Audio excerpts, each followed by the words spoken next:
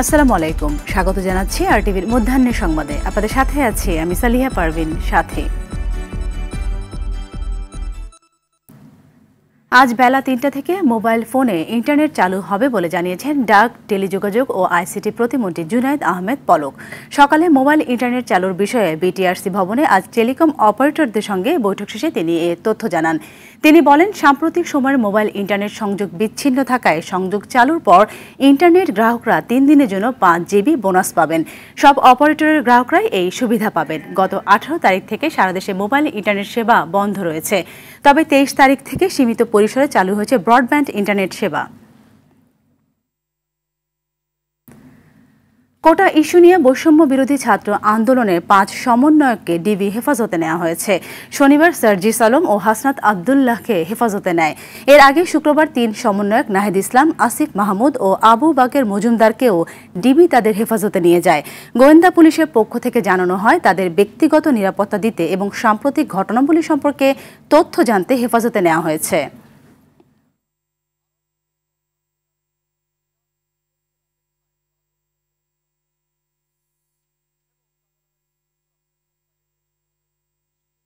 ময়মনসিংহে বাংলাদেশ কৃষি বিশ্ববিদ্যালয় ক্যাম্পাসে কোটা সংস্কার আন্দোলন প্রত্যাহার করেছে বৈষম্য বিরোধী ছাত্র আন্দোলন।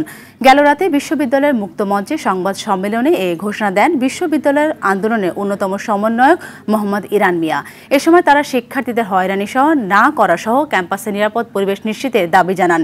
এদিকে বিশ্ববিদ্যালয় বন্ধ ও নানা বাস্তবতায় তাদের আর কোনো কর্মসূচি নেই বলে জানিয়েছেন বরিশাল বিশ্ববিদ্যালয় কোটা সংস্কার আন্দোলনকারীরা। শনিবার বিকেলে বিশ্ববিদ্যালয় প্রশাসনিক ভবনের নিচতলায় সংবাদ সম্মেলনে একথা বলেন তারা। এ সময় দ্রুত হল খুলে দেওয়া সহ ৪ দফা দাবি জানিয়ে কেন্দ্রীয়ভাবে যে কর্মসূচি রয়েছে তার সঙ্গে একমত পোষণ করেন তারা।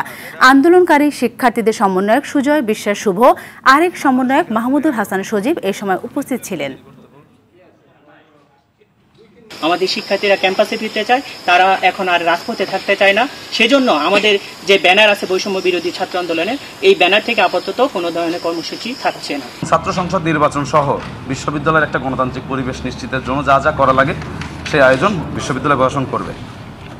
গণমাধ্যমের প্রিয় বন্ধুগণ, নির্বাহী বিভাগ আমাদের কোটা সংস্কারের দাবি মেনে নিয়ে গেজেট প্রকাশ করেছে। আমরা অহিংস আন্দোলনে বিশ্বাসী এবং আমরা উপরোক্ত দাবিসমূহ দ্রুততম সময়ের মধ্যে বাস্তবায়নের দাবি জানাচ্ছি। এই মুহূর্তে বিশ্ববিদ্যালয় বন্ধ এবং নানা বাস্তবতায় আমাদের এই মুহূর্তে কোনো কর্মসূচি নেই। দর্শক, বৈষম্য বিরোধী ছাত্র আন্দোলনের ৫ সমন্বয়কারী বিষয় জানাতে রাজধানী মিন্টু রোড থেকে ডিবি কার্যালয়ের সামনে থেকে আমাদের সাথে যুক্ত হচ্ছেন সহকর্মী সুমন তানভীর।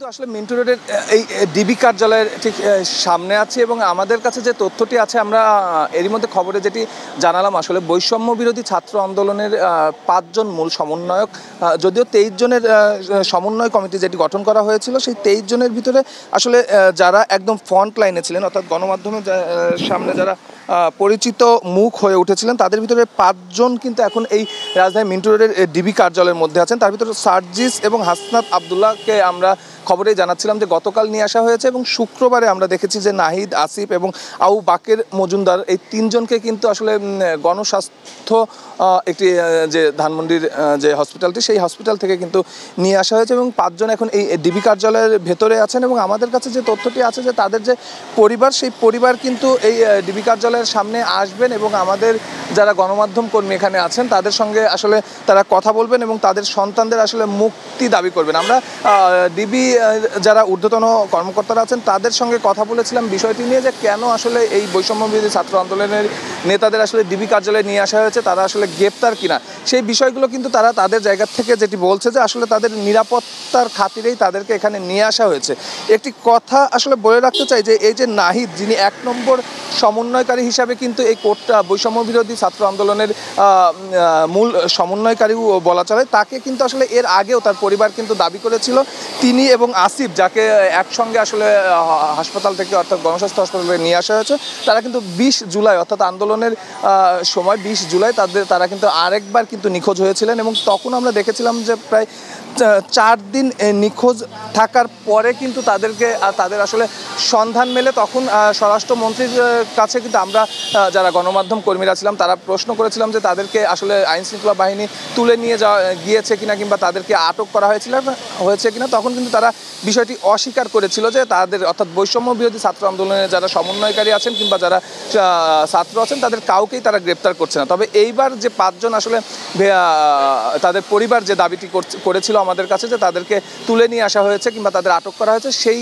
দাবির প্রেক্ষিতে কিন্তু আসলে যারা ডিবি কার্যালয়ের ঊর্ধ্বতন কর্মকর্তা কিংবা ডিপি অফিস থেকে কিন্তু আমাদেরকে নিশ্চিত করা হয়েছে যে তাদেরকে আসলে নিয়ে আসা হয়েছে। তবে তারা যেটি বলছে যে তাদের নিরাপত্তার জন্য তাদেরকে আসলে এই ডিবি কার্যালয়ে নিয়ে আসা হয়েছে। কিছুক্ষণ পর হয়তো আমাদেরকে যে সময়টি দেওয়া হয়েছে 11টা থেকে 12টার মধ্যে এই যারা বৈষম্য বিরোধী ছাত্র আন্দোলনের সমন্বয়কারী যারা ডিবি কার্যালয়ে আছেন তাদের পরিবারের সদস্যরা এখানে আসবেন এবং তারা আমাদের সঙ্গে কথা বলবেন। তখন নিশ্চয়ই তাদের কথার পরে আমরা পরবর্তী সংবাদে আরও বিস্তারিত জানাতে পারবো বিষয়টি নিয়ে। ডিবি কার্যালয়ের সামনে থেকে জানাচ্ছিলেন সুমন তানভীর। আজ কারফিউ শিথিল 11 ঘন্টা। 3 দিন ঢাকা, নারায়ণগঞ্জ, নরসিংদী ও গাজীপুরে কারফিউ শিথিল থাকবে সকাল 7টা থেকে সন্ধ্যা 6টা পর্যন্ত। আর রবি থেকে মঙ্গলবার এই 3 দিন অফিস চলবে সকাল 9টা থেকে বিকেল 3টা পর্যন্ত। আজ থেকে দেশের সব ব্যাংক খোলা থাকবে। লেনদেন চলবে সকাল 10টা থেকে বেলা 3টা পর্যন্ত 5 ঘন্টা। দীর্ঘ সময় কারফিউ শিথিল থাকায় সকাল থেকে রাজধানীতে যানবাহনের চাপ বেড়েছে। বাস, সিএনজি, অটোরিকশার পাশাপাশি চলছে ব্যক্তিগত যানবাহন। প্রয়োজনীয় কাজে ঘর থেকে বের হয়েছেন মানুষ, খুলেছে দোকানপাট ও অফিস আদালত। তবে কারফিউ শিথিল থাকলেও নিরাপত্তা জোরদার রয়েছে রাজধানী জুড়েই। দর্শক, এ বিষয়ে আরো জানাতে রাজধানীর বিজয় সরণি থেকে সরাসরি যুক্ত হচ্ছেন সহকর্মী দীপ্ত চন্দ্র পাল। রাজধানী বিজয় সরণিতে আপনারা জানেন যে রাজধানী বিজয় সরণি ঢাকার একটি অনেক ব্যস্ততম একটি জায়গা। যেহেতু কারফিউ সকাল 7টা থেকে সন্ধ্যা 6টা পর্যন্ত 11 ঘন্টা শিথিল করেছে এবং অফিস আদালত সব খোলা রয়েছে, সেজন্য কিন্তু আপনারা দেখছেন দীর্ঘ যানজট কিন্তু সকাল থেকেই লক্ষ্য করা যাচ্ছে। বিজয় সরণির প্রত্যেকটা সিগন্যালেই কিন্তু যানবাহনের চাপ রয়েছে। আপনারা জানেন যে কারফিউ সরকার দিয়েছিল গত 19শে জুলাই রাত 12টা থেকে এবং 20শে জুলাই কারফিউ 2 ঘন্টার জন্য শিথিল রয়েছে। এবং যেহেতু পরিস্থিতির আস্তে আস্তে উন্নত হচ্ছে এবং ভালোর দিকে যাচ্ছে, সেহেতু কিন্তু কারফিউর যে শিথিলতা সেটি কিন্তু বাড়ানো হয়েছে এবং আজকে কিন্তু কারফিউ প্রায় 11 ঘন্টা শিথিল এবং সরকারি অফিস আদালত বেলা 9টা থেকে বিকেল 3টা পর্যন্ত চলবে এবং ব্যাংকগুলো কিন্তু লেনদেন হবে 5 ঘন্টা, অর্থাৎ সকাল 10টা থেকে বেলা 4টা পর্যন্ত কিন্তু ব্যাংকগুলো চলবে। আমরা দেখেছি রাজধানীর বিভিন্ন জায়গায় কিন্তু মানুষ তাদের প্রয়োজনে কিন্তু ঘর থেকে বেরোচ্ছেন এবং যে কর্মস্থলে যাচ্ছেন। এবং আরেকটু যদি বলে রাখি, কারফিউ শিথিল থাকলেও কিন্তু আমরা বিভিন্ন মোড়ে মোড়ে পয়েন্টে গুরুত্বপূর্ণ স্থানে কিন্তু নিরাপত্তার জোরদারের যে বিষয়টি সেটি কিন্তু লক্ষ্য করেছি। দেখেছি সেনাবাহিনী কিন্তু বিভিন্ন মোড়ে মোড়ে আইনশৃঙ্খলা রক্ষাকারী বাহিনীর যারা রয়েছে তাদের কিন্তু সহায়তা করছেন এবং তারা বিভিন্ন যদি সন্দেহ হচ্ছে তাহলে কিন্তু চেক করছেন। এবং আমরা দেখেছি সকাল থেকে কিন্তু মানুষ ঘর থেকে বেরোচ্ছে, তাদের অফিসের প্রয়োজনে বেরোচ্ছে। বেলা বাড়ার সাথে সাথে কিন্তু এই যানজটের চাপ বেড়েছে এবং এই যানজট কিন্তু গত শুক্র, শনিবার বা অফিস খোলা যেদিন বন্ধ ছিল সেদিন কিন্তু এত যানজটের চাপ দেখা যায়নি। আজকে কিন্তু যানজটের দীর্ঘ চাপ কিন্তু সকাল থেকেই দেখা যাচ্ছে এবং যে কারফিউ কিন্তু 11 ঘন্টা এবং সন্ধ্যা 7টার পরে কিন্তু আবারও যে কারফিউ শুরু হবে এবং পরিস্থিতি আরও উন্নত হলে কিন্তু কারফিউর এই শিথিলতা বাড়তে পারে। এবং আজকে ঢাকা, নরসিংদী এবং গাজীপুর জেলায় কিন্তু এই 11 ঘন্টা কারফিউ শিথিলের ঘোষণা দিয়েছিলেন গতকাল স্বরাষ্ট্রমন্ত্রী। তো এই ছিল রাজধানীর বিজয় সরণি থেকে কারফিউ শিথিলের সবশেষ খবর। বিজয় সরণি থেকে যুক্ত ছিলেন দীপ্তচন্দ্র পাল। এদিকে পরিস্থিতি স্বাভাবিক হয়ে আসছে দেশ জুড়ে। বন্দর নগরী চট্টগ্রামে ভোর 6টা থেকে রাত 9টা পর্যন্ত কারফিউ শিথিল করা হয়েছে। যদিও স্বাভাবিকভাবে চলছে দূরপাল্লা যানবাহন সহ অন্য পরিবহন, চলাচল বেড়েছে মানুষেরও। কারফিউ শিথিল আছে বরিশালেও, এতে বেড়েছে মানুষ ও গণপরিবহন চলাচল। বিভিন্ন দোকানপাটে মানুষের ভিড় বেড়েছে। রাজশাহী, রংপুর, সিলেট, মেহেরপুর সহ বিভিন্ন জেলায় স্বাভাবিকভাবে চলাচল করছে মানুষ, এতে স্বস্তি ফিরেছে জনমনে। দর্শক, খুলনা মহানগরীর পরিস্থিতি জেনে নেব সহকর্মী HM মনিরুজ্জামানের কাছ থেকে। যান চলাচল, দোকানপাট, ব্যবসা প্রতিষ্ঠান সব কিছুই স্বাভাবিক রয়েছে। আপনাকে জানিয়ে রাখি, খুলনায় সকাল 6টা থেকে রাত 10টা পর্যন্ত কারফিউ শিথিল রয়েছে, যার ফলে কিন্তু সকল ব্যবসা প্রতিষ্ঠান, সরকারি, আধা সরকারি সকল প্রতিষ্ঠান খোলা রয়েছে। খুলনাবাসী কিন্তু স্বাভাবিক জীবনযাপন করছে। আপনি দেখতেন পাচ্ছেন আমার পিছনেই কিন্তু সকল ধরনের যানবাহন চলাচল করছে। সেই সঙ্গে খুলনা থেকে যে সকল রুটের দূরপাল্লার গণপরিবহন রয়েছে, সকাল থেকেই কিন্তু সে সকল যানবাহন চলছে বলে আমি জানতে পেরেছি। সব মিলে এক কথায় বলতে পারি খুলনা কিন্তু সংঘর্ষ সংঘাত পরিহার করে খুলনার ছাত্ররা আন্দোলন করেছে, সেই সঙ্গে খুলনার প্রশাসনও তাদেরকে একভাবে সহযোগিতা করেছে, যার ফলে কিন্তু খুলনাবাসী এখন পর্যন্ত শান্তিতে রয়েছে। এই ছিল খুলনা নগরীর প্রান্ত কেন্দ্র শিববাড়ি মোড় থেকে সর্বশেষ খবর।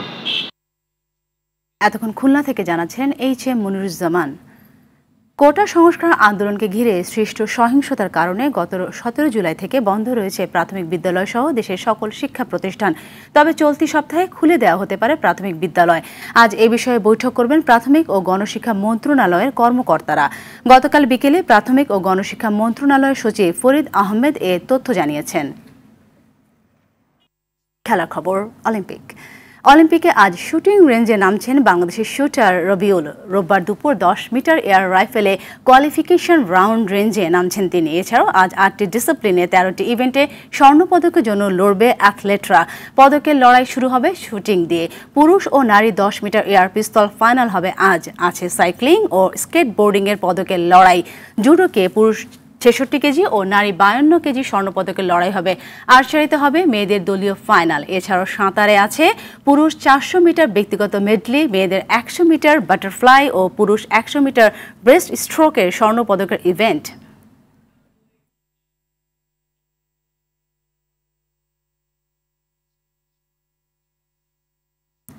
মধ্যাহ্নের সংবাদ এই পর্যন্ত। সবশেষ সংবাদ জানতে যে কোনো মোবাইল ফোন থেকে 24141 নম্বরে ডায়াল করুন। দুপুর সংবাদ পৌনে 2টায় দেখার আমন্ত্রণ রইল।